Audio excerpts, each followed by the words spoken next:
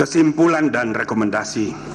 Kesimpulan, menimbang bahwa berdasarkan uraian duduk perkara, fakta-fakta yang terungkap dalam rapat dan sidang permisaan serta pertimbangan hukum dan etika di atas, dapat disimpulkan hal-hal sebagai berikut.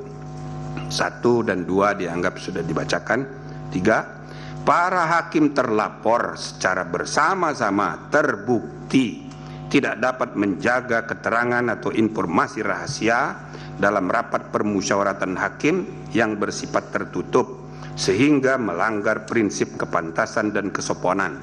Penerapan angka 9. 4. Praktek pelanggaran benturan kepentingan sudah menjadi kebiasaan yang dianggap sebagai sesuatu yang wajar karena para hakim terlapor secara bersama-sama membiarkan terjadinya praktek pelanggaran kode etik dan perilaku hakim konstitusi yang nyata tanpa kesungguhan untuk saling ingat mengingatkan antar hakim termasuk terhadap pimpinan, karena budaya kerja yang bekewuh sehingga kesetaraan antar hakim terabaikan dan praktek pelanggaran etika biasa terjadi.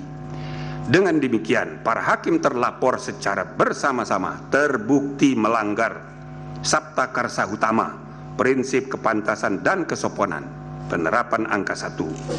Rekomendasi, menimbang bahwa dengan bertolak dari hal-hal serta fakta-fakta yang ditemukan selama berlangsungnya proses persidangan Majelis Kehormatan Mahkamah Konstitusi, Majelis Kehormatan memandang penting merekomendasikan hal-hal berikut. 1.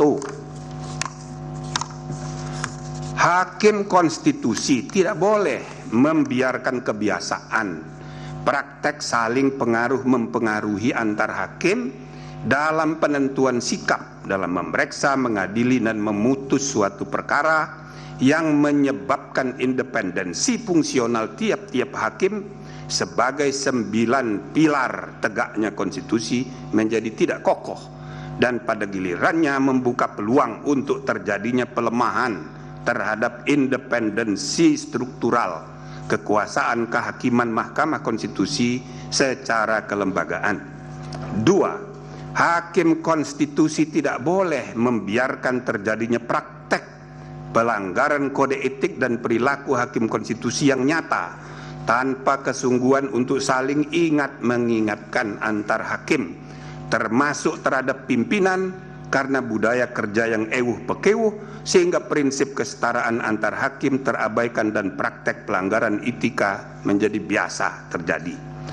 3. Hakim konstitusi harus menjaga iklim intelektual yang syarat dengan ide-ide dan prinsip-prinsip pencarian kebenaran dan keadilan konstitusional yang hidup berdasarkan nurani yang bersih dan akal sehat yang tulus untuk kepentingan bangsa dan negara, tercermin dalam penulisan pendapat-pendapat hukum dan dalam permusyawaratan dan perdebatan substantif di antara para hakim untuk menemukan kebenaran dan keadilan konstitusional yang hidup itu sebagaimana mestinya. 4. Hakim konstitusi secara sendiri-sendiri dan bersama-sama harus memiliki tanggung jawab hukum dan moral untuk menjaga agar informasi rahasia yang dibahas dalam rapat permusyawaratan hakim tidak bocor keluar.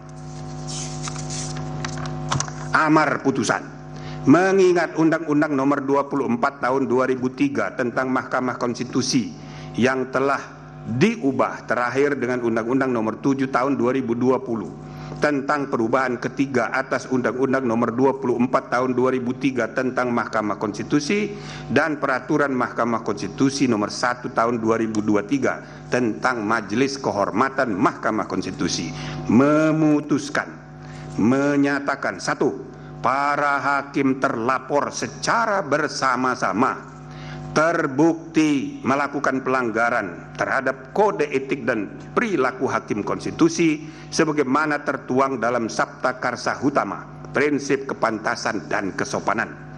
2. Menjatuhkan sanksi teguran lisan secara kolektif kepada para hakim terlapor.